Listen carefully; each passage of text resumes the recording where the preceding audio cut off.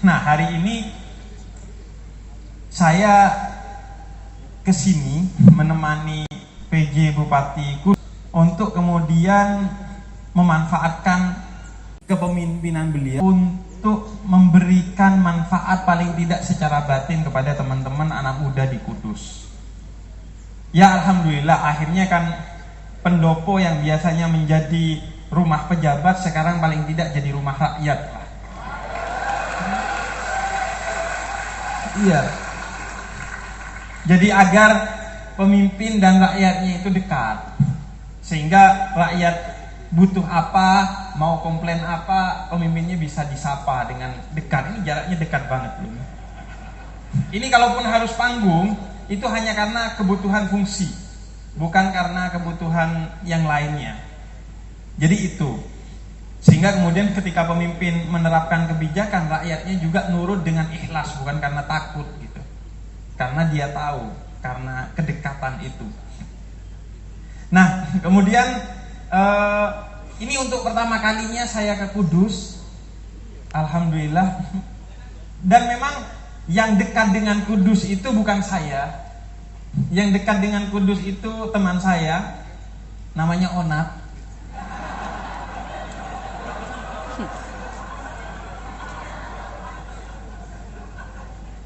Walaupun gak deket-deket banget, dia itu ya lumayan deket dengan Roh Kudus lah.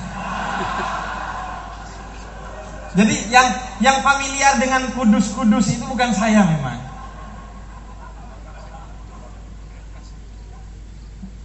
Kemudian senang sekali jadi bisa bertemu. Tapi saya izin bahwa saya menyampaikan beberapa hal yang tadi sudah saya diskusikan dengan Pak Bupati, apa yang sekiranya perlu saya sampaikan. Selebihnya nanti kita tanya jawab aja, agar saya menyampaikan bukan apa yang ingin saya sampaikan, karena yang ingin saya sampaikan belum tentu kalian pengen dengar dari saya.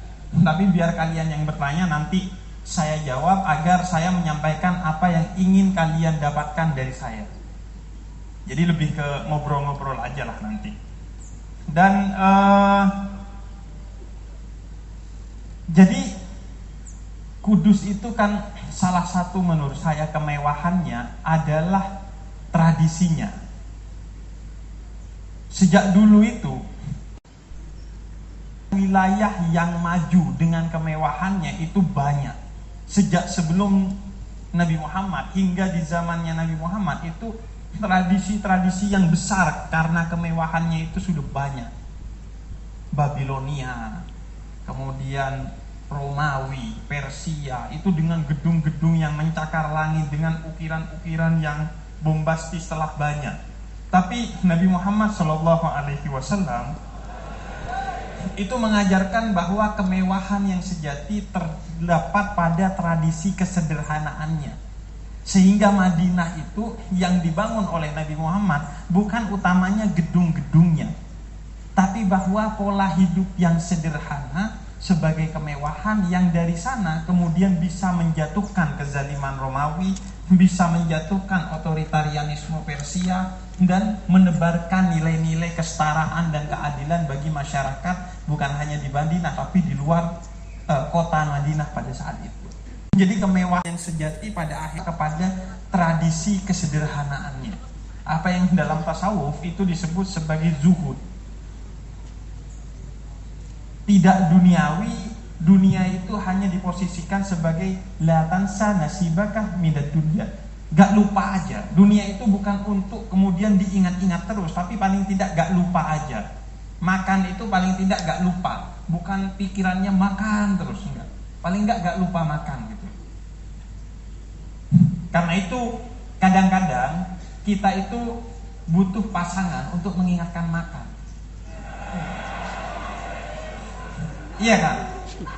Kan biasanya pasangan kalian itu mengingatkan sudah makan apa belum. Iya kan? Biasanya kan cowok kalian itu WhatsApp, sudah makan apa belum. Tapi Anda harus ingat, cowok Anda itu hanya mengingatkan sudah makan apa belum. Tapi yang ngasih makan Anda itu ayah Anda. Jadi jangan lebih percaya cowok Anda ketimbang ayah Anda, karena dia bisanya cuma ngingetin, nggak pernah ngasih makan gitu. Yang tanpa dia ingatkan, Anda tetap makan gitu kalau lapar. Itu kan cuma basa-basi busuk aja. Dan Kudus itu saya rasa kemewahannya dari apa yang saya baca dan apa yang saya lihat selama di Kudus itu adalah pada kesederhanaannya. Bagaimana kuatnya tradisi, baik itu tradisi secara sekuler maupun tradisi religiusnya di masyarakat Kudus, yang menyebabkan kabupaten ini selalu baik-baik saja. Karena itu kontrol utama pada pemimpinnya, tapi pada masyarakatnya. Karena di sini kepemimpinan itu bukan pada personnya, bukan pada orangnya, tapi pada tradisinya. Kira-kira Kudus ini gak pakai bupati, gak pakai DPRD, saya rasa akan tetap baik-baik aja gitu. Karena apa? Benar. Dan itu dibenarkan oleh Gus Baha tadi. Jadi saya soal Gus Baha tadi, kata Gus Baha, ya yang penting tinggal ngerawat aja yang ada. Karena tradisinya ini sudah membuat kita baik-baik saja. Kan gitu.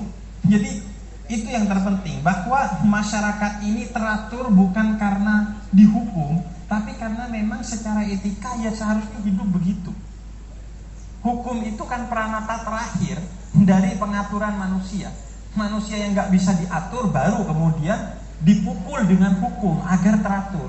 Tapi manusia yang berakal, al-hur yakfi bil isyarat, kata orang Arab. Manusia yang bebas dengan akalnya, dia cukup dengan isyarat, cukup dengan etika, cukup dengan hal-hal yang tidak bersifat hukum, maka mereka akan tertib.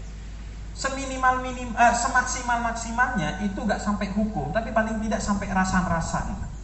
Kalau kita melakukan hal yang gak enak, paling gak dirasani sama orang dan akhirnya tobat gitu. Jadi itulah kekuatan kita masyarakat Kudus ini. Jadi tugasnya Gus Hasan enteng, tinggal menjaga apa yang sudah ada, tinggal merawat apa yang sudah tumbuh di masyarakat. Karena tradisinya itu sangat kuat. Dan tradisi ini menjadi sangat penting. Karena kenapa? Karena puncak dari umat Islam, puncak dari keislaman itu ada pada tradisi. Sebelumnya ada yang non muslim? Ada? Enggak apa-apa, Anda aman di sini. Teman-teman non muslim enggak apa-apa? Angkat tangannya.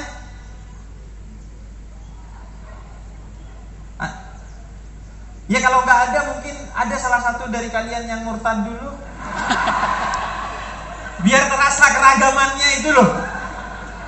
Jadi next tolong dikabari buat acara seperti ini jika nanti ada lagi, entah itu kapan, acara saya ya, khususnya acara saya di Kabupaten Kudus. Bagi teman-teman yang non muslim, silahkan kalau mau hadir. Saya berusaha semampu saya untuk menyampaikan hal-hal yang mungkin rujukannya Islam, tapi pesan-pesannya itu universal, bisa dikonsumsi siapapun. Jadi mau yang Kristen, Katolik, Hindu, Buddha, nyembah le mineral atau apapun terserah. Pokoknya kita duduk di sini, ketawa bersama, tercerahkan bersama. Silahkan.